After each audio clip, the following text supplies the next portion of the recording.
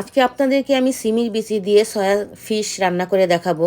এটা একটা সামুদ্রিক মাছ। এটা ফিশ ফ্রাই করে দোকানে খাই, ডাঙ্কিং, পাপাই, মানে বিভিন্ন রেস্টুরেন্টে। যাই হোক, তো আজকে এটাকে আমি ভাবলাম দেখি রান্না করে খেয়ে দেখি কেমন লাগে। তো আমি সিমির বিচি দিয়ে এবং আলু দিয়ে টমেটো দিয়ে এটাকে রান্না করব। এত মজাদার, কি বলবো, আপনি ট্রাই করলে বিশ্বাস করেন বাচ্চারা এতটা পছন্দ করবে যে ভাষা ছাড়া। হ্যালো এভরিওয়ান, আসসালামু আলাইকুম। সবাই কেমন আছেন? কাছের এবং দূরের, বিদেশ এবং দেশ, যে যেখান থেকে আমার ভিডিও দেখছেন সবাইকে শুভেচ্ছা এবং স্বাগতম। আজকে সয়া ফিশ রান্না করব সিমির বিচি দিয়ে। তো বাচ্চারা তো পছন্দ করবেই, যারা কাটা খেতে চায় না মাছের, আর কাটা বাছার ভয়ে মাছ খায় না, তারা কিন্তু এই রেসিপি অবশ্যই বাসায় ট্রাই করবে, আমার বিশ্বাস।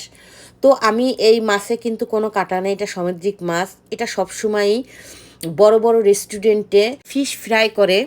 তো আমি জানি না আপনারা কেউ কখনো এই মাছ কোনো কিছু দিয়ে রান্না করে খেয়েছেন কি না। তো আমি আজকে ভাবলাম যে রান্না করে খেয়ে দেখি এটা কেমন লাগে। আমি একদিন ভেবেছি যে এই ফিশটাই একদিন রেস্টুরেন্টের মতো ভাজবো। তা আমি ভাবলাম রান্না করে আগে খেয়ে দেখি কেমন লাগে, তারপর একদিন ভাজা যাবে।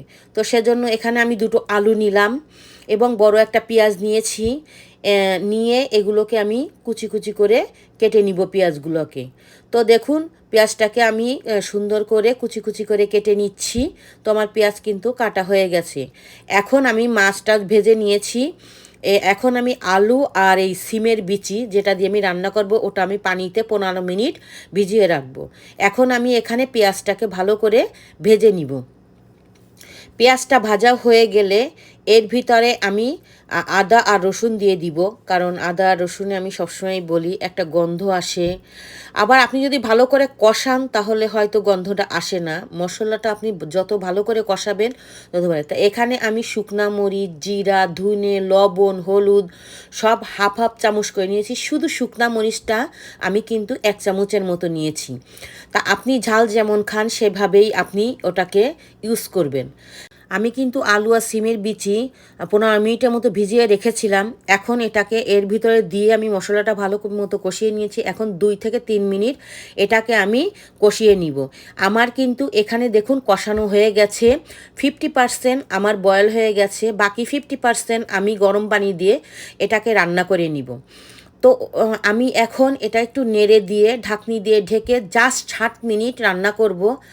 তা দেখুন 7 মিনিট পরে কিন্তু আমি ফিরে এসেছি। এখন এর ভিতরে আমি একটু টমেটো ইউজ করব স্বাদের জন্য। তা আমি সামান্য একটা টমেটারের হাফ টমেটো নিয়েছি, নিয়ে এর উপরের যে খোসাটা থাকে ওটা ফেলে দিয়েছি। দিয়ে আমি 2 মিনিট জাস্ট ঢাকনি দিয়ে ঢেকে এটাকে রান্না করে নিব। তা দেখুন আমার কিন্তু রান্না হয়ে গেছে। আমি একটু ঝোল কম খাই, সেজন্য সবসময় আমি কষানো কষানো রাখি। তা দেখুন এই ঝোলটা রাখলে সিম যখন আপনি চুলা বন্ধ করে দেওয়ার পরে ঝোল আরও টেনে যাবে এই আলুর সাথে এবং সিমের বিচির সাথে। তো সিমের বিচিটা আমি একবার টিপে দেখলাম সিদ্ধ হয়েছে কিনা। দেখুন সিদ্ধ হয়ে গেছে, আমার কিন্তু রান্না শেষ হয়েছে। তো দেখুন কালারটাও কত সুন্দর এসেছে, আর দেখতেও কত সুন্দর এসেছে, খেতে না কত মজা হয়েছে আমি জানি না। তো আপনাদের কাছে এই রেসিপি কেমন লেগেছে? যদি ভালো লেগে থাকে তো কমেন্ট করে অবশ্যই জানাবেন কেমন হয়েছে, এবং ফ্যামিলির কাছে শেয়ার করবেন, লাইক করবেন। তো আজকে এ পর্যন্ত। সবাই ভালো থাকবেন, সুস্থ থাকবেন। আসসালামু আলাইকুম। আমি কিন্তু কখনো খাইনি এটা, তাই এখন আমি গরম গরম ভাতের সাথে এটাকে এনজয় করব। Bye bye.